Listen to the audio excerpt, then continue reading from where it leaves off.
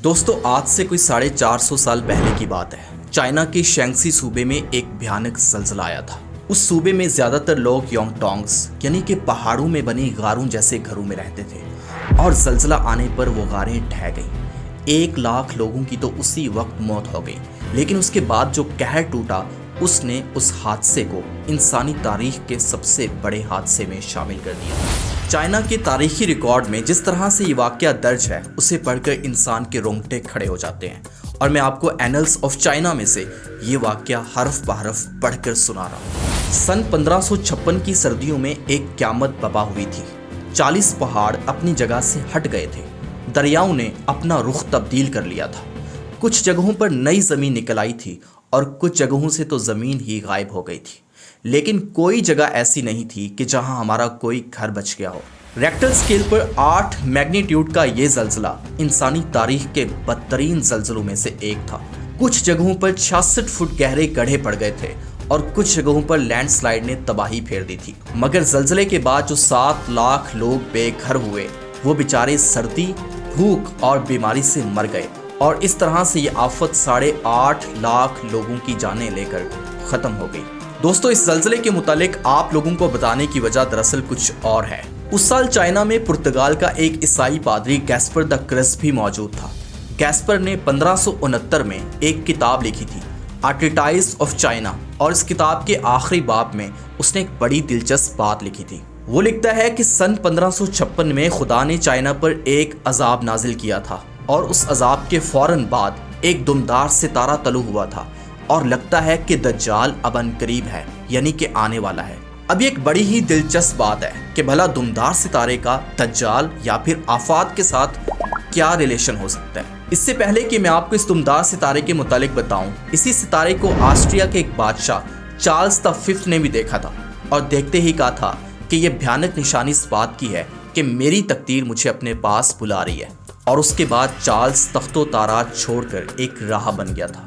इसलिए कभी कभार इस तारे को चार्ल्स द 5th के सितारे के नाम से भी याद किया जाता है। फिर उसी दुमदार सितारे की एक तस्वीर 16वीं सदी रूस के एक कदीम document chronicles of Ivan the terrible में भी बनी हुई है, जिसके मुताबिक रूस के लोग ये समझते थे कि इसी सितारे की वजह से आइवन जैसा एक जालिम बादशाह हम पर मुसल्लत हुआ है। यहाँ पर आपने एक बात नोटिस की कि दुमदार सितारों का नजर आना हमेशा से ही आफात और परेशानियों के साथ मंसूब किया जाता रहा है। कुछ अरसा पहले चाइना में खुदाइयों के दौरान कुछ कदीम हड्डियां मिली थीं, जिन पर कदीम किस्म के मजहबी निशानात खदे हुए थे।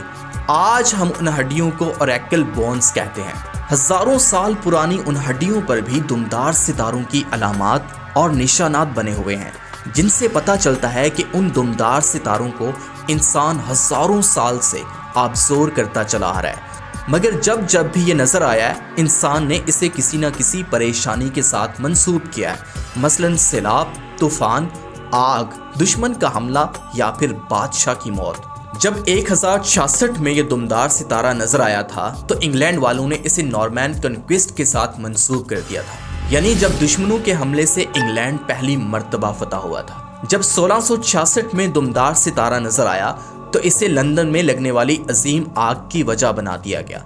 बल्कि 1618 में नजर आने वाले दुमदार सितारे के बाद तो यूरोप में बाकायदा पम्फलेट्स छपे थे कि क़यामत करीब आ गई है। बल्कि मैं आपको यहाँ पर एक दिलचस्प बात बताता हूँ। यूरोप में जब कोई शख्स बीमार हो जाता था तो उसके लिए एक इटालियन लफ्ज बोला जाता था, इन्फ्लुएंजा डेला स्टेला, यानी कि फलां शख्स पर सितारों के असरात मुरतब हो गए हैं। और मजे की बात है कि आज तक ये लफ्ज इन्फ्लुएंजा यानी कि इन्फ्लुएंस यानी कि असरात ज़ेरे इस्तेमाल है और इसकी एक मिसाल फ्लू यानी कि जुकाम की भी है।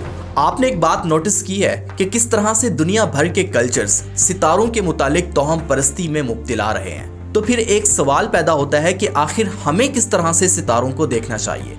आखिर अल्लाह रब्बुल इज़्ज़त ने सितारों की कसम उठाई है कि मैं कसम खाता हूँ पीछे हटने, चलने फिरने और छुपने वाले सितारों की।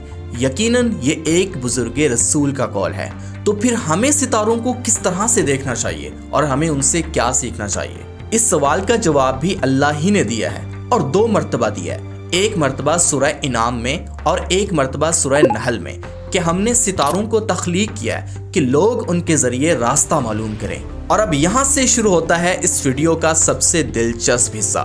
اگر میں آپ سے ایک سوال پوچھوں کہ کیا آپ نے کبھی ستاروں کو دیکھ کر راستہ معلوم کیا ہے، تو موسٹ لائکلی آپ کا جواب ہوگا نہیں، کیونکہ یہ سچ ہے کہ اس وقت گاڑیوں اور جہازوں میں راستہ ڈھونڈنے کے لیے ہائیلی ایکوریٹ GPS سسٹمز لگے ہوتے ہیں، جن کے بعد ستاروں کے ذریعے راستہ ڈھونڈنے کی ضرورت محسوس نہیں ہوتی۔ تو کیا نعوذ باللہ قرآن پاک کی یہ آیت آبسلیٹ تصور کی جائے گی؟ ہرگز بھی نہیں۔ میں ہمیشہ کہتا ہوں کہ قرآن پاک ایک انسانی کلام نہیں ہے، بلکہ یہ ایک ہائیلی انٹیلیجنٹ ہستی کا لکھا ہوا ہے، اور اسے سمجھنے کے لیے آپ کو بھی اپنی ذہانت کا استعمال ملٹیپل ڈائمینشنز میں کرنا سیکھنا ہوگا۔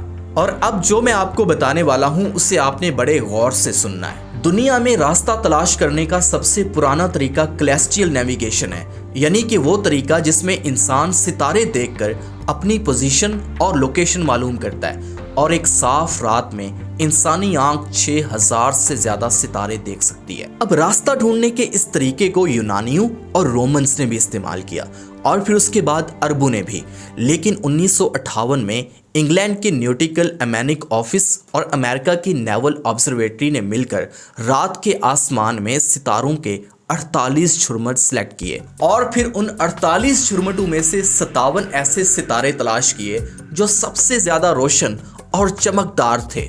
اور یہ وہ 57 ستارے ہیں کہ جن سے راستہ تلاش کرنے کا ہنر سیکھنا ہر جہاز کے کپتان کے لیے ضروری ہوتا ہے۔ مگر ان 57 کے علاوہ مزید 115 ستارے ایسے بھی ہیں کہ جن سے صرف ایک ماسٹر نیویگیٹر ہی آگاہ ہوتا ہے، اور ان 115 کو دیکھ کر آپ اس دنیا میں کہیں بھی اور کہیں بھی نہ صرف اپنی لوکیشن معلوم کر سکتے ہو، بلکہ سال، مہینے، دن اور وقت تک کا پتہ چلا سکتے ہو۔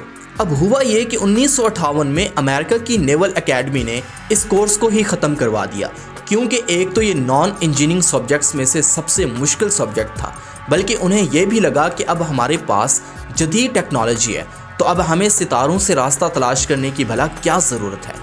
لیکن پھر 2015 میں جب بحری اور ہوائی جہازوں کے نیویگیشن سسٹمز ہی جیم اور پھر ہیک ہونے لگے، تو ایک مرتبہ پھر سے انہیں کلاسٹیکل نیویگیشن کے کورس کو دوبارہ سے شروع کرنا پڑا، کیونکہ ستارے نہ تو ہیک ہو سکتے ہیں اور نہ ہی جیم ہو سکتے ہیں۔ لیکن میں نے آپ کو کہا نا کہ ابھی اصل دلچسپ بات بتانا تو باقی ہے۔ اس وقت ستاروں کے ذریعے راستہ تلاش کرنے کا کام سب سے زیادہ اسپیس مشنز میں ہو رہا ہے۔ مریخ پر بھیجے گئے تمام ایکسپلوریشن روورز میں سٹار ٹریکنگ سسٹم لگا ہوا ہے، جن کے ذریعے وہ روبوٹ ستاروں کے ذریعے راستہ معلوم کرتے خلا میں جاتے ہیں، اور پھر خلا سے گزر کر مریخ تک پہنچتے ہیں، اور پھر ستاروں کے ہی ذریعے راستہ معلوم کرتے سارے کے سارے مریخ کو ایکسپلور کرتے ہیں۔ خلا میں جانے والے تمام سپیس کرافٹس اپنے اپنے راستے کو چیک اور کریکٹ کرنے کے لیے ستاروں ہی کا استعمال کرتے ہیں۔ آپ کچھ سمجھے؟ قرآن پاک میں ستاروں سے راستہ معلوم کرنے کا ہرگز بھی یہ مطلب نہیں ہے کہ نعوذ باللہ یہ آیت اپ ڈیٹڈ ہو چکی ہے، بلکہ اس کا یہ مطلب ہے کہ جاؤ اور ستاروں کے ذریعے راستہ ڈھونڈو، نہ صرف اس دنیا میں بلکہ اس عظیم و شان خلا میں نکلو، جاؤ اور ستاروں کے ذریعے خلاؤں میں نئی نئی دنیایں تلاش کرو، جاؤ اور اس کائنات میں اپنے رب کی نشانیوں کو تلاش کرو۔ امید کرتا ہوں کہ آج کی ویڈیو آپ کو بہت اچھی لگی ہوگی اور بہت کچھ سیکھنے کو ملا ہوگا۔ اسی طرح کی مزید ویڈیوز کے لیے زیب ڈسکوری کو سبسکرائب کرنا ہرگز مت بھولیے گا۔ ملتے ہیں اپنی اگلی نئی ویڈیو کے ساتھ۔ اللہ حافظ ناصر۔